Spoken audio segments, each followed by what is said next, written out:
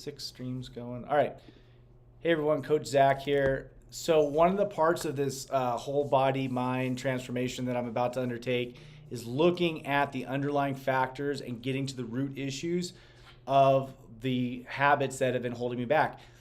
Big thing for me is just a lot of impulsivity, a lot of problems sleeping or just calming down, looking at like ADHD type signs and symptoms, and also looking at natural ways of addressing it. So today I'm coming live from I always forget your name, it's so long, the Brain Health Restoration Clinic here in Reno, Nevada.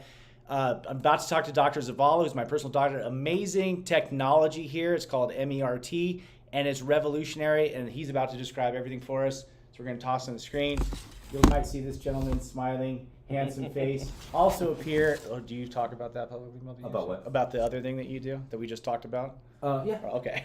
I was just going to say, you might see him pop up at the ringside of this week's UFC fight. So amazing resource. There'll be boxing. I'm sorry, Lomachenko. My bad. Yeah. Okay. He does UFC. But also. there is UFC this weekend. Yes. I'm not working it. There you go. Okay, so we're about to break this down. I think you can kind of see things. So I'm going to just turn it over and just shut up. So Zach, you've been here before and kind of know what we do here. So I'm going to probably spare, but for the sake of what we're doing here now, I do want to kind of just give an overview so I'm not jumping right into what we see. But this is going to be review for you. Yep. That's okay. Yeah, of course. So when someone comes in, we basically get someone in to do an EEG. An EEG will tell us what the brain is doing at that time, and so it's in context. So when you were taking your EEG, you were awake and eyes closed. When you're awake and eyes closed, you should be functioning mostly in alpha at that time. Okay. If you were asleep, deep sleep, we would see delta waves, slow, deep sleep waves. In between awake and asleep, we have the theta waves, which is the brain fog waves. What we're doing right now is communicating mostly in beta. Okay. I kind of liken this to first, second, third, and fourth gear. And cars need that to go from a stop sign to the freeway and back and forth. Our brains need to also adapt and do that as well. And for depending on what you're doing, if you're sleeping, you definitely should be in delta. Some people get stuck though. So as we're talking right now, I've already kind of looked at your EEG. You're doing probably better than you think you are. But some people can kind of get stuck in stuck in first or second gear. Okay, so we ask that people, if they're going to embark on this journey of getting treatment here, or even if they don't do treatment, we want people to get blue light. Right now, you probably can't see it, but I've got a blue light on in here. You can see that this light is emitting mostly blue light. It's not as powerful as the sun. The sun is preferred. So if we get outside, we want to take off our glasses, no contacts, no windows in between, and we want to get at least an hour's worth of blue light to absorb in through our eyes, store up melatonin in our brain. So, can you, real quick before we leave that topic, can you talk about timing of that? Because there is a timing component where it's going to be optimal range for that sleep cycle. And I think the one on the wall says it better. So if you want to point to that. So this light blue shaded area is the timing for when we'd like to get that hour's worth. You can break this up. It doesn't have to be an hour here. It can be anywhere. It can be 20 minutes, 20 minutes, 20 minutes. But as long as you're getting that stimulation of blue light before 11 o'clock, okay? Not that you can't afterwards, but once this is stored up, 12 to 14 hours later, it starts to get secreted. So the optimal time for circadian rhythm is this for everybody. This is, if you say you're a night owl, you just aren't really getting your this should be double highlighted because that's my number one thing going on right now. That's 10 p.m. to 2 a.m. We start to we want to slow things down. We have tools that we can use, like right now we're saying no glasses during the morning hours because that will block some of the blue light. But there are blue blockers specifically that wrap around. they're orange, and we can put those on right around here to start getting the mind to set up to the secretion of melatonin. Mm-hmm. The one problem that I see people have who are night owls is they actually are getting tired, but they're not taking the opportunity to go to sleep because they're maybe procrastinated during the day or doing some work on their computer or their phone, and that's also telling the brain to stay awake, so they get a second wind, and once you do that, you're kind of screwed. Right. Okay, so you want to take that opportunity to get to sleep and be asleep by 10 p.m. Mm-hmm. That's very, very important, and to be from 10 to 2. Okay, this is gravy. I can tell if someone needs more sleep or less sleep based on their beta functioning. So when we see that on your report, we'll kind of talk about that. Cool. So this is key. Okay, and if you don't what we call defragment your brain at this time frame, you have to wait the next night in order to make that happen. So it just get more and more cluttered. If you have a party, everyone comes over, people are messing up the house. If you don't clean up and you have another party and so on, it just builds on itself, and that's the same thing that happens in the brain. Yeah, Okay? I think that's a challenge because it means most of us are, I mean, I can throw myself under the bus here. Most of us are living such busy lives, kids, jobs, everything, that's like at that nighttime, we finally, it's like free time. Yep. And so then it's like, well, I don't Your want to go to time, yeah. my time. I Yeah. don't want to go to bed right now. Yeah. Now I rationally, when I pull myself back, I go, well, I could go to sleep now and I could have my free time at 5 a.m. too. So there's that habit formation and the habit stuff that we're going to be addressing. So I'm going to flip around here. And you can be more efficient once you do start getting your sleep-wake cycle on track. And that's true. And I think I've read a couple books on sleep, and one of the claims was that like brain function for chronically sleep, what is it, like a 5% decrease? But the problem is that the majority of that 5% is the frontal lobe. So the neocortex takes a hit. Yep. Now our decision making sucks. So now, going back to what Dr. Zval just said, which is really important, is when we make the excuse that's like, I got all this stuff to do, I got to do it now. The catch and the trap is that now we're doing things less efficiently. So when we're in chronically sleep deprived states, now the things that we are doing all day long, we're not being as efficient, which leads us to now trying to catch up more. So I'm going to flip around here again. So this is an example, if you can see, of a brain that we'd like to see on a report. Low levels of delta on the far left, low levels of theta, and then a nice alpha peak, okay? So looking at yours, that's your correct date of birth. So actually, really, really nice alpha peak in the back, and you have a nice buffer zone. So in other words, some people have this peak that's way over here. That's kind of like me, more of an introspective kind of a deep thinker. You're pretty much will whatever you think you say and kind of come out maybe That's weird because I would label myself as being way too wrapped up in my head, like over analysis and whatnot. You can So overanalyze, but the thing is sometimes that might just come out a little like that little guy on your shoulder Gotcha. might be fall asleep and you might just say things. Yeah, that's not true. a bad thing. It's just that this is kind of the way that you're wired. So what you see here is this is very subtle, but the back of the brain is the most primitive, stubborn, or what have you. The front is what slows down, brings the middle, and then brings the back with it. You have that really nice peak over, look to the right, kind of like a Gumby head. I'm dating myself, but it's over to the right. Here, you kind of have that too, but it's flattened out. See how this is flattened out on the top? Right. So what happens is that's slowing down, and actually this peak will actually flip to the other side. So if that's kind of like a shark fin here, it would be the opposite way over here. Oh, wow. So you're in that process. This is a snapshot of the movie, and this is actually starting to slow down over time. The other thing I notice too is that we're starting, even though your alpha wave is much higher than your delta and theta, we actually kind of see that in here. We actually see more activity. So the way to read this is comparing other men your age. Okay. Right at this level at the black is right at the average. If we see yellow, that's 2.3 standard deviations above normal. And conversely, if we see this light blue, 2.3 standard deviations below normal. How do we read this? Well, we take this into context. Because you were in alpha when we took your EEG, this is where we would like to see all that activity. So this yellow, we would love to see like this nice yellow mohawk maybe coming back to front. Yep. You have above average, right? So that's Right. above average, but we would like to see that even higher. And then conversely, we don't want that activity going on. You're awake with eyes closed, but you're not asleep. So you shouldn't be having any of this extra activity.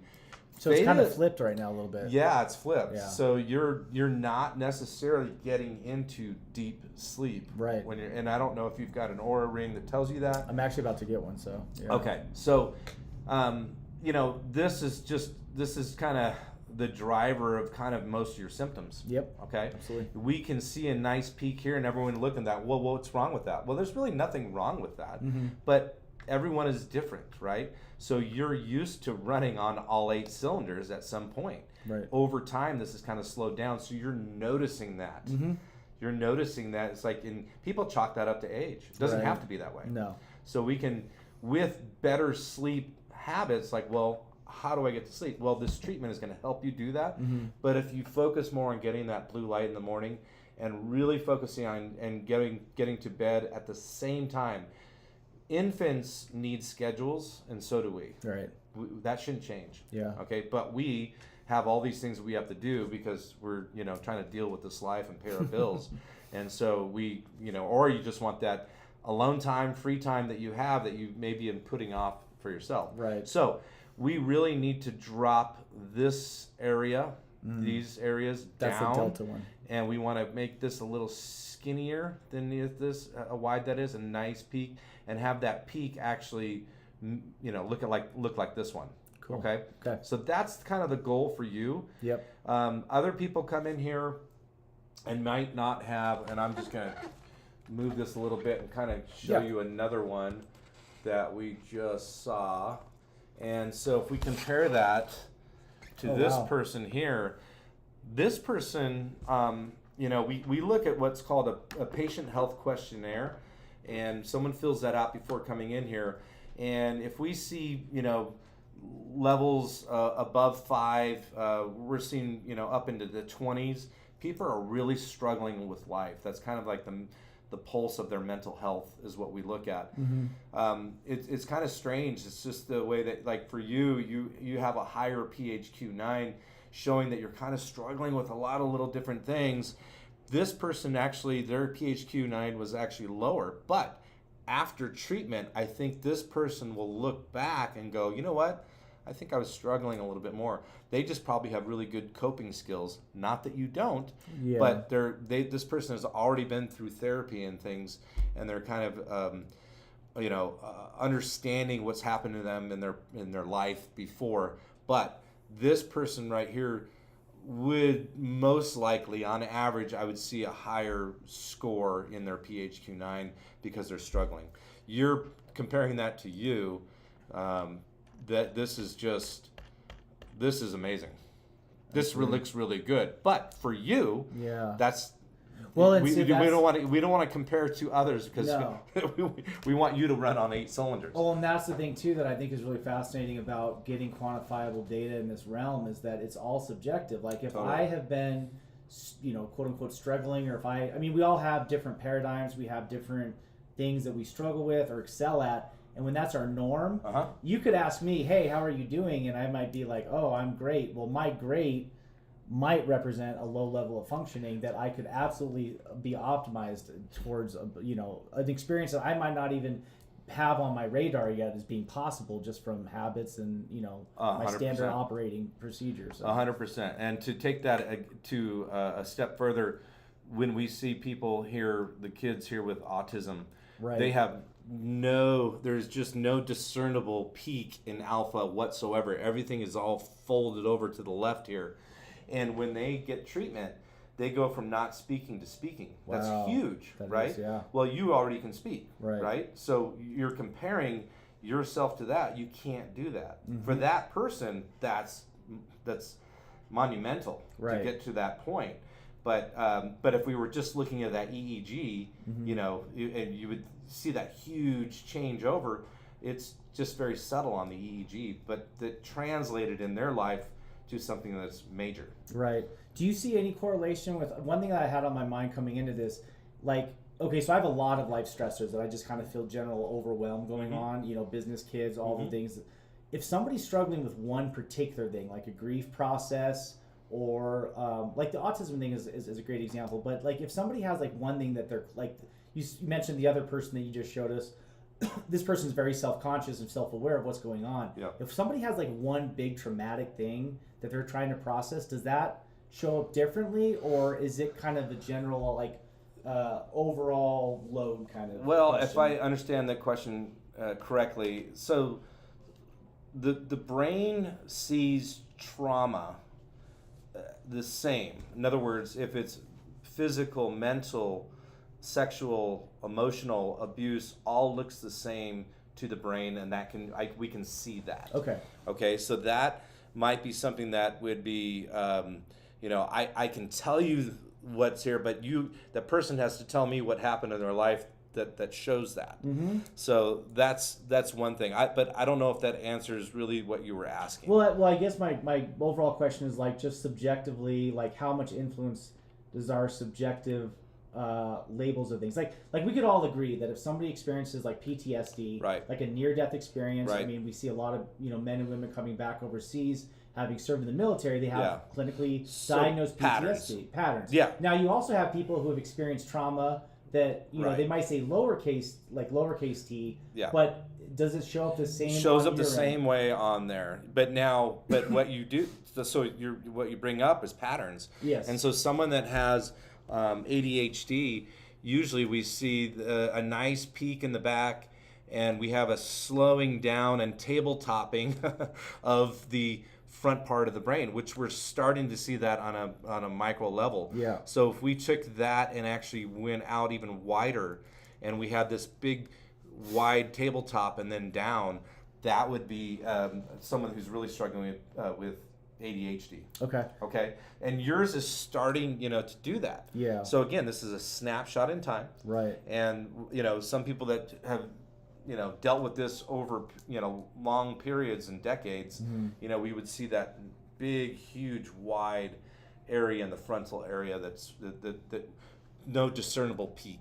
So this would not. So I would, if I'm hearing you correctly, this is not clinically diagnosed ADHD. Like you would look at this and you would probably say, hey, you're experiencing what you're experiencing because you have these habits and you have this pattern. That's right. And if you correct the pattern, then this is going to correct. That's versus somebody that's going to come in and have that big tabletop. Right. And is like, this is a clinical ADHD situation. So the difference here is that I think that's important because like literally I've been reading so much about ADHD. Right. And I'm like, oh my God, I check all these boxes. Right. And so if I wasn't talking with a medical professional, I would continue to go down that rabbit hole versus like get to the root issue being that right there. Well, you can still have all those symptoms, right? Right. So those symptoms, but yes, I can actually see part of that. I would say that you're struggling with that, but there's other things that are there. So in other words, for 20 years, I've been putting people into what's called ICD-9 or 10 codes.